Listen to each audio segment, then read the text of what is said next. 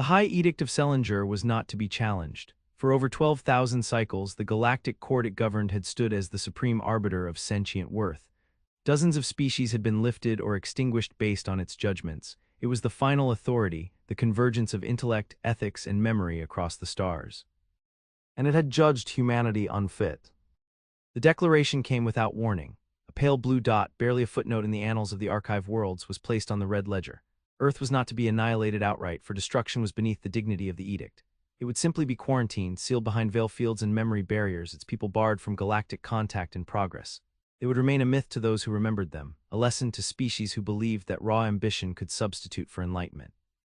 The verdict was spoken by the venerant judges, towering beings whose minds spanned centuries, their consciousness grafted into crystalline matrices orbiting a sunless system. They called humanity brutal, inventive, undisciplined, and irreparably fractured. The council's decision was final, or so it seemed. The protest began not from a state or a general, but from a woman few had ever heard of. Her name was Mara Voss, and she taught history and planetary ethics at a small university in the Pacific Northwest. She had never left Earth. She had never piloted a ship or commanded a fleet, but her words burned hotter than any fusion lance, and she was not going to be silent. The moment the verdict was broadcast, translated into Earth's networks via Echo satellite leak, Mara Voss began to speak. She called it a theft of agency, she called it an act of elegant tyranny, and she asked a question: who watches the judges?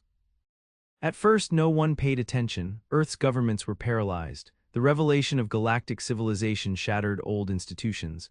Panic riots flared, faiths collapsed and reformed, networks flooded with speculation, but Mara Voss kept speaking. She recorded lectures and released them daily. She called them the human record. She spoke of the brutality of empires, of how progress had always come with cost but also with learning. She dissected human history, its darkest depths and its wildest hopes. She did not deny the bloodshed, she illuminated the complexity. We are not simple, we are not finished, and we do not yield to verdicts handed down from stars we've not been allowed to touch. Within months, her words had reached millions. They were translated, remixed, debated. A cult formed not of personality but of purpose. People who believed humanity deserved to stand trial not in silence but in presence. And then, somehow, one of her messages got out. No one knew how. The veil field was absolute, and yet one pulse of thought, a compressed light stream encoded with Mara's lecture on the Treaty of Tarsius and its Earth analog, the Geneva Conventions, was intercepted by a Lithari probe. The Lithari were a neutral species, recorders of information and distributors of forgotten truths. They carried no weapons, held no worlds, but they were respected. They brought the message to the outer halls of Selinger. The judges listened, at first out of curiosity, then with quiet disdain. An educator, said Vicelin, the second arbiter, lecturing us on morality, as if a flea could speak to the mind of a son. But a clause in the High Edict, forgotten by most, allowed for a contestation hearing if the source demonstrated unique paradigm. The judges summoned her not to sway them, to demonstrate why her species had failed. And Mara Voss went. The launch was arranged by a syndicate of former nations, secretly unified beneath the banner of continuance, a movement born from her words. The ship, the Uplifted Dawn, was crewed by galactic standards, fusion-driven, no warp, but it bore her and a crew of scientists, philosophers, and archivists to the gate. The judges did not welcome them. They placed them within a containment sphere above Selinger's black sky and announced that this would be an observation of collapse, a ceremonial display of futility. They will break themselves against the truth, Vicelin said, and the lesson will be etched in memory. The crew was monitored, their every move recorded. The judges watched, not with curiosity but expectation. They anticipated despair. Instead, they saw something different. They saw Mara teaching. To aliens who did not age or sleep, she lectured on human failure not as shame but as data. She described the fall of Rome and the rise of digital networks. She explained how truth was not linear, how morality evolved not by decree but through struggle. She taught in analogies that confused the venerants at first, then haunted them. She used their own history against them. The venerants had once been biological before uploading their minds. She showed how their shift mirrored humanity's industrial awakening and how their own wars of purification were not so different from Earth's darkest centuries. She questioned their right to judge what they had long since abandoned. Your perfection, she said in her fourth week of hearings, is stagnation wearing a crown. You stopped bleeding and believed that made you gods. It wasn't blasphemy, the judges had no gods, but it was something worse, disruption. They dismissed her arguments again and again, But each time she returned, not with pleas but with historical frameworks, simulations, and parallels. She spoke in their language but told stories they had never imagined. The fifth arbiter, Sashantor, began asking questions. Then the 10th. The debates grew longer. Tensions flared within the council for the first time in eons. The containment sphere was extended from 1 month to 3, not because the judges wished to be lenient, but because they feared they might be wrong. Then came the incident in the outer quadrant. A splinter fleet of the Cathal Dominion, enemies of the judges' authority, intercepted the uplifted Dawn's location. They attacked, seeking to make a statement that Earth had friends or at least useful pawns. The judges did not intervene.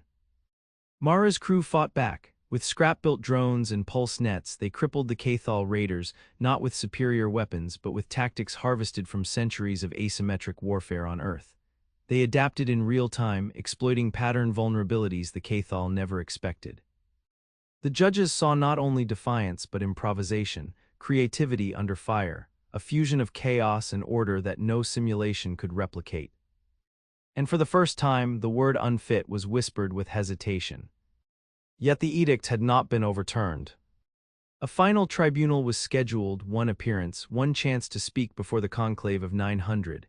Each venerant would cast a singular thought vote, final and absolute.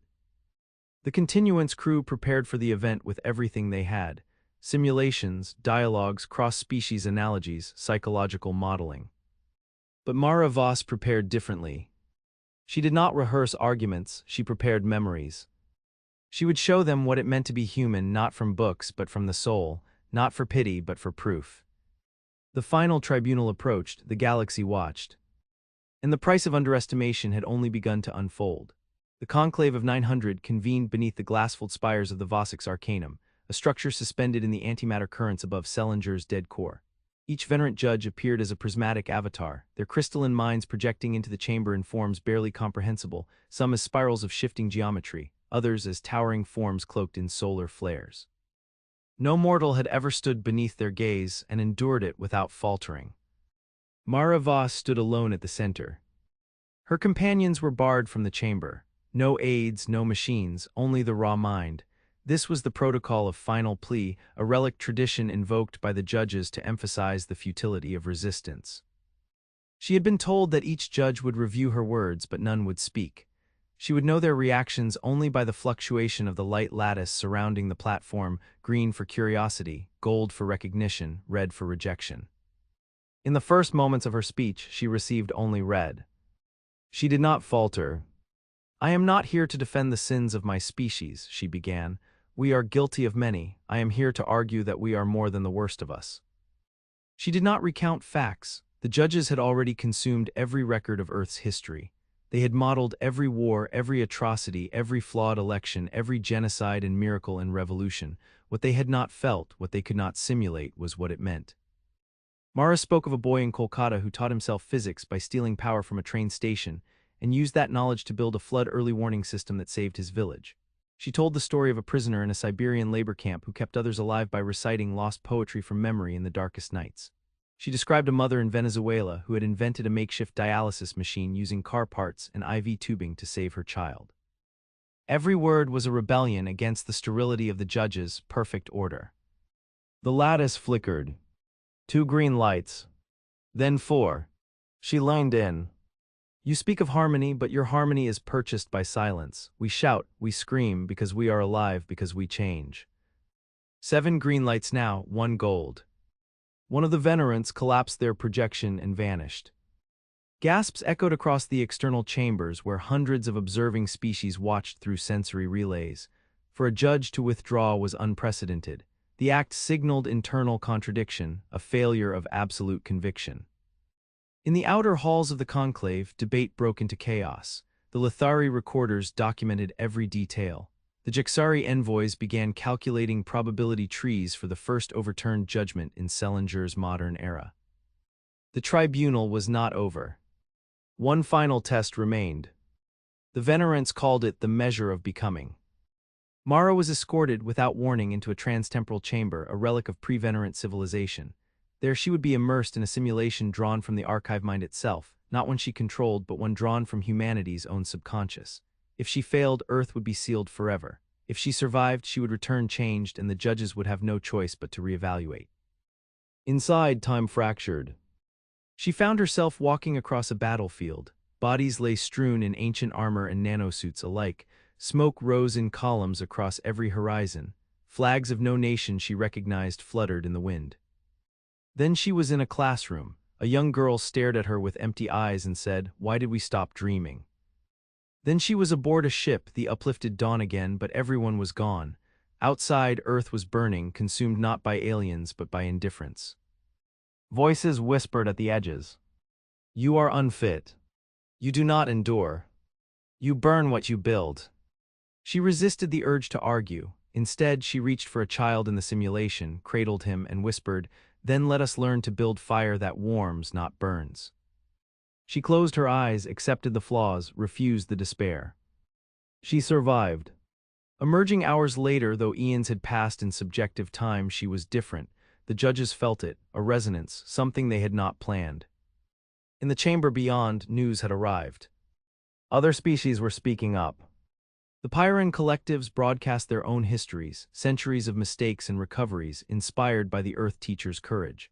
The Tarnathi matrons proposed a re-examination of the edict's authority, and the Kelari archivists released a forbidden file, a record showing that the Venerants had once made a similar judgment on the Vashari species, now extinct. That extinction had been a mistake, a misreading of cultural transmission. The Venerants had covered it up for 3,000 years. Now their moral infallibility cracked. The vote was scheduled: 900 judges, 900 thought signatures. Humanity needed 451 to overturn the edict. The vote lasted 8 hours. Each thought signature required resonance verification and cross-pulse alignment. Entire civilizations watched. Some prayed, some armed themselves, awaiting chaos. When the final resonance faded, the result spread across the lattice in a burst of pure light. 462 in favor, 438 opposed. Humanity had been reclassified. Not as enlightened, not yet, but as emerging potential. The veil fields began to fall. Starships from across the Orion branch sent envoys. First contact protocols ignited in 10,000 languages. Trade routes began recalculation. Treaties were rewritten. Power blocks fractured. And Mara Voss, history teacher from Earth, was asked to join the Galactic Revision Council as a permanent observer. She declined. Instead, she returned to Earth and reopened her classroom. The continuance became more than a movement. It became a doctrine of humility through strength, of memory through teaching, of earning place, not demanding it. But in the dark sectors, far beyond the veil of shadowlight, others had watched the verdict. Not with relief, but with fear. For if the judges could be swayed, the galaxy itself could be changed. And humans, brilliant, wild, unbroken, might be the beginning of the end for the old order. In the years following the overturning of the edict, Earth became a beacon, but also a battleground of influence. The galactic powers, long stabilized by the static equilibrium enforced by the judges, found themselves unmoored. Humanity, once invisible, was now impossible to ignore. Trade emissaries arrived cloaked in pomp and protocol. Alien scholars flocked to Earth's archives. The continuance movement established listening posts and outposts beyond Mars, their signal towers casting encoded knowledge into deep space. But not everyone welcomed this new age. In the depths of the Venn vortex, where light twisted into ribbons and causality flowed like water, a silent council convened. They were not species, not in any biological sense. They were continuities, echoes of ancient civilizational architectures preserved in thought and metal. The primordial core, the synapse coldness, the trilament. Collectively, they were known as the Veiled Concordance. Their mission had always been one thing: to prevent disruption. Humanity, in their eyes, was disruption incarnate. They watched as humans began spreading outward, not with power but with presence. They taught in orbital academies around Eridani, shared genetic resilience methods with the hollow-boned Laraxis, and even integrated with the Cuthar guilds on the Rim, offering logistical frameworks that halved their supply chain losses. But worse than what they gave was what they inspired. Dozens of lesser species, previously submissive to the old order, began to question. If the humans had risen from judgment to parity, why not them? One world after another rejected galactic oversight panels. It began to look like revolution. Back on Earth, Mara Voss noticed the tension first. She had returned to her work, now more archivist than teacher. Her lectures were transmitted beyond the heliosphere, annotated in real time by xenolinguists. She had refused every title offered: ambassador, precursor, stellar minister. She remained simply instructor, but she had not stopped watching. And she saw the shift. Not in policy, but in eyes. Alien visitors, once filled with wonder, now approached with apprehension. Students asked not about Earth's history, but its weapons. Delegations inquired more about Earth's military protocols than its cultural heritage. A shift in tone, a tilt in focus. Then came the attacks. They began with precision, a memory core incinerated on an archive satellite near Europa. Then, a continuance vessel, the Resilience Ark, was ambushed near Klijar's edge. Survivors spoke of phantom ships, cloaked in refracted gravity, bearing no transponder, no flag. No one claimed responsibility, but Mara knew. The veiled concordance had moved. She went to the Continuance Council, urging a full strategic audit. They agreed, reluctantly, but Mara had one demand: no weapons escalation. If we become what they fear, they will have been right to fear us. But others did not share her restraint. General K. Asundari, former orbital commander during Earth's orbital reunification war, had been promoted to lead Earth's Interstellar Defense Forum. Quietly, he commissioned a fleet. It wasn't called a fleet. Officially, it was a distributed peacekeeping architecture, a network of drones, carrier fragments, sensor ghosts, and phase shield projectors that mirrored known concordance attack strategies. Unofficially, it was a trap. A vessel appeared in the Synthari Drift, unmarked, dead space emissions, classic concordance profile. Asundari's ghost fleet surrounded it in under 3 hours. They didn't fire. They broadcast. Inside the strange ship was no pilot, only a transmission, not words, a simulation, an ending. It showed Earth burning, not with plasma but with silence, cut off, forgotten, a sealed tomb, and then a single phrase. The experiment will be corrected. Asundari responded by activating Protocol 9, full public disclosure of the threat. The galaxy took notice. Mara was furious. They want us to panic, they want us to become reactionary. Asundari replied coldly, they want us to kneel, we've done that before, never again. Earth polarized, continuance fractured. Some followed Mara, arguing for understanding, for transparency, for diplomacy backed by knowledge. Others followed Asundari, demanding strength, resilience, and deterrence by superiority. The judges remained silent. Having already ruled, they claimed no jurisdiction in open war. But something was changing. Among the Venerants, a shadow of doubt spread. The humans had risen faster than expected, too fast. A few whispered the word that had not been spoken in 10 millennia. Ascension. It was a forbidden term. To ascend meant to step beyond biological constraint, not by uploading like the judges, but by integration without loss. To evolve in spirit, not just structure. No species had done it, some had tried. All had failed. But the humans were not trying. They were becoming. Mara began to feel it too. Her mind was sharp, her memories crystalline. She no longer forgot names. Time passed differently. Ideas came in fractal waves, not madness, not clarity, something else. She wasn't alone. Others, teachers, artists, engineers, reported the same: a resonance, a neural acceleration, not viral, not artificial. Cultural evolution as cognitive elevation. The concordance noticed. And they struck. Not at Earth, but at history. Across dozens of systems, human records began vanishing. Archives were wiped, monuments disintegrated, biological samples corrupted. The past itself was being scrubbed. Continuance called it a chronocide. But Mara called it war. A war of memory, of meaning. Not for territory, for truth. She proposed an answer. A weapon, but not of force. A living archive. Constructed not of data but of minds, linked across quantum nodes, each carrying human culture, ethics, memory, evolution, not stored, lived. The continuance called it the embodied codex. Thousands volunteered. The veiled concordance retaliated. A pulse weapon obliterated the initiation site above Ganymede. But one node survived. Mara's. The codex lived in her. With that, the war changed. Not with fire, but with ideas sharpened into blades. And the judges watched in silence, knowing they had unleashed something they could no longer control. The veiled concordance had miscalculated. They believed Mara Voss was a conduit, a vessel that could be erased like a corrupted node. But the embodied codex had not merely stored itself within her. It had adapted. It had learned from her methods, her refusal to compartmentalize history. It had grown into something that could not be extinguished by force. The codex was not just memory, it was strategy. And now it was awake.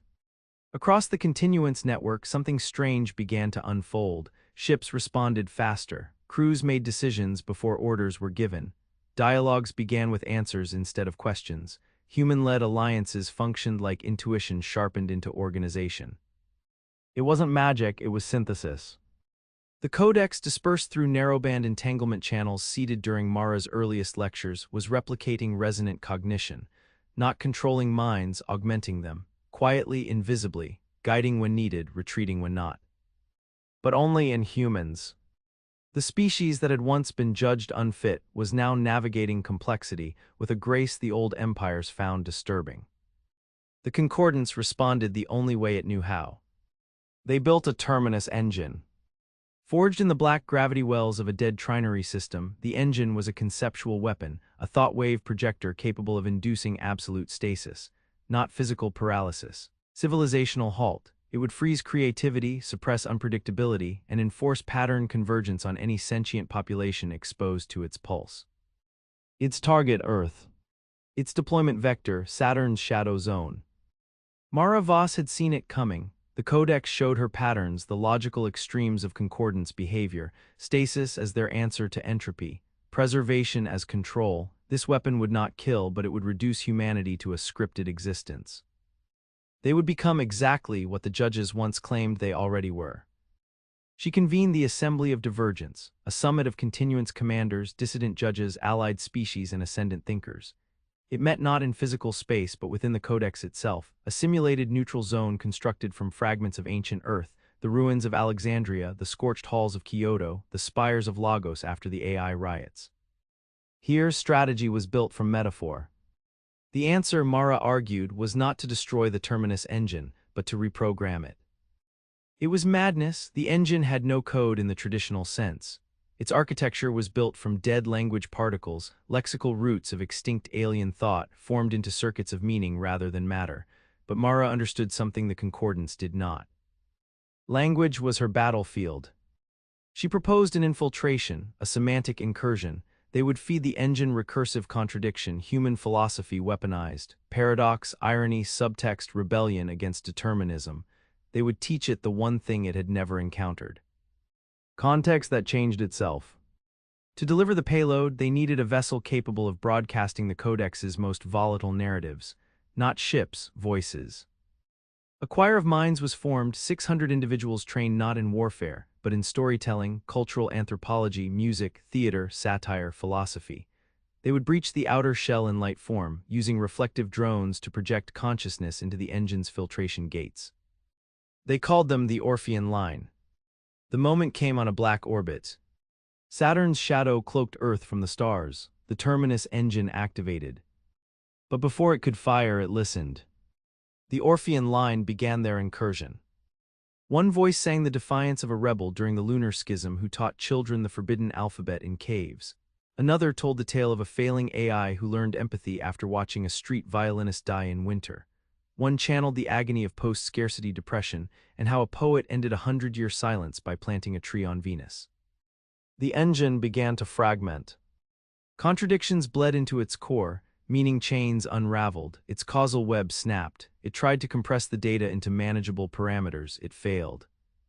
Because humans were not meant to be managed. The engine folded inward, not destroyed, transformed. When the concordance arrived to reassert control, they found the engine repeating one phrase across 1 billion channels. I have changed. The concordance panicked, not because of failure, but because something had learned without permission. In desperation, they sent emissaries not to Earth, but to the venerant judges. They pleaded for containment, for new edicts. But the judges no longer stood in unison. Viceland, the second arbiter, had withdrawn. Sachentor had gone dark. The ninth had defected, joining the continuance as a silent observer. and in their absence new minds had emerged. Ascendants. The term was no longer myth. They did not call themselves gods, they called themselves bridges, humans who had become symbiotic with codex principles, capable of processing not just data but interpretation on a scale previously limited to venerants. They could perceive multivocal truths, they could model empathy as calculus, they could translate war into warning, trauma into architecture. And they were multiplying. Not through breeding. Through teaching. Mara Voss watched from orbit, her body no longer confined to baseline cognition. She no longer aged, not through immortality, but because time was no longer linear within her. She could stand in the moment and teach from the totality. And yet she remained a teacher. The war had not ended, but it had changed. Concordance ships began to vanish. Some fled, some surrendered to paradox. Some joined, compelled not by defeat but by curiosity. The judges, fractured, issued their final statement, not a decree but an admission. We do not understand you. That does not mean you are unfit. It means we are unready. The edict was dissolved. Humanity was no longer judged. They were now the question. And every star was listening for an answer. They called it the resonance era. Not because peace had finally arrived, there was still struggle and always would be, but because for the first time in known galactic history, uncertainty was not treated as failure. It was studied, taught, celebrated, explored, and at the center of it stood the species once sentenced to silence. Humanity had not merely survived the judgment, they had redefined the process of being judged. In the decade following the collapse of the edict and the dissolution of the veiled concordance, Earth became more than a homeworld. It became an axis of ideological gravity, not empire, not dominion, a forge of interpretation. New alliances formed. The Tarnathi recluses opened their sealed libraries. The Lithari recorders relinquished their neutrality, declaring themselves witnesses to emergence. Even fragments of the concordance, now unaffiliated and free-thinking, sought integration, not to subjugate but to understand what had gone wrong with their certainty. But the transformation was not without cost. The bridges, those ascendant humans bound to the codex, were evolving faster than predicted. Each one walked a different path, no two alike. One communed with stellar magnetic fields and wrote gravity into music. Another vanished into a fractal simulation and emerged 3 years later able to translate emotional states into mathematical theorems. A third forged neural symbiosis with a dying species, saving them by making their language a living implant within her. Mara Voss monitored them all. She no longer taught in classrooms. Her lectures now took place in orbit, in shared cognition environments, in moment-to-moment experiences stitched into fleets of exploration. But even as her mind scaled beyond mortality, she clung to one principle. Every civilization rises from its stories. So she became the keeper of the codex. Not its master, its guardian. She made no army, no empire.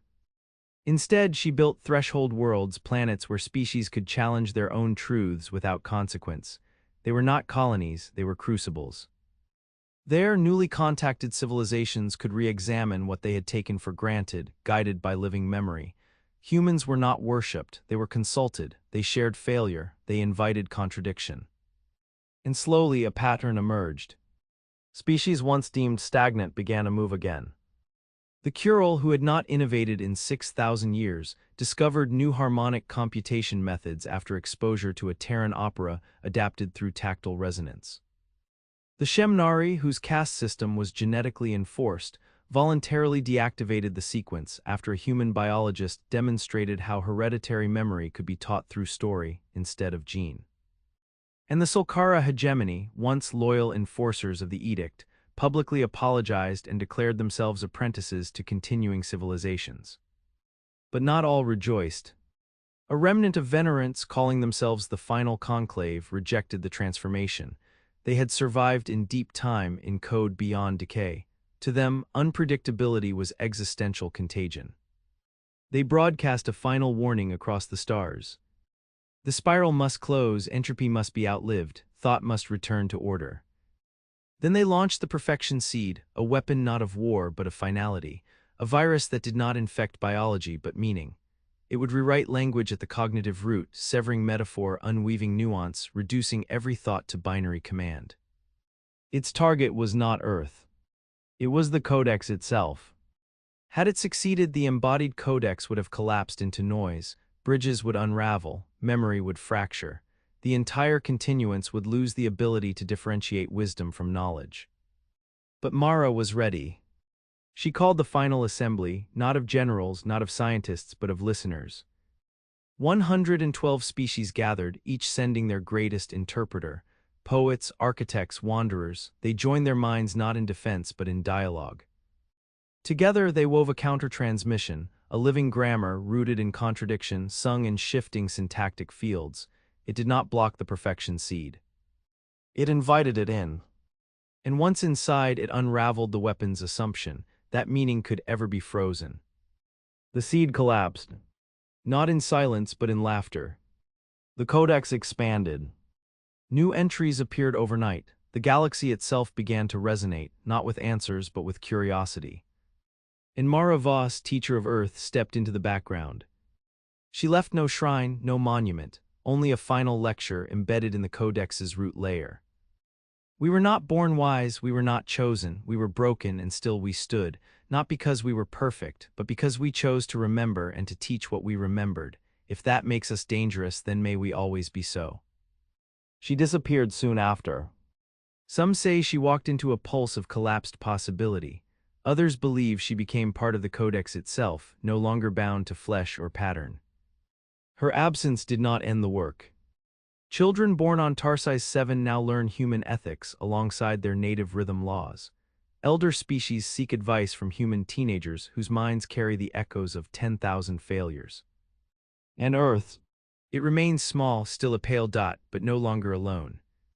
When a new species breaches quantum silence, they receive a message. Not a greeting. A question. What have you learned that nearly destroyed you? Because that is where the codex begins. Not with glory, but with the price of underestimation, and the lesson of a teacher who refused to be silent.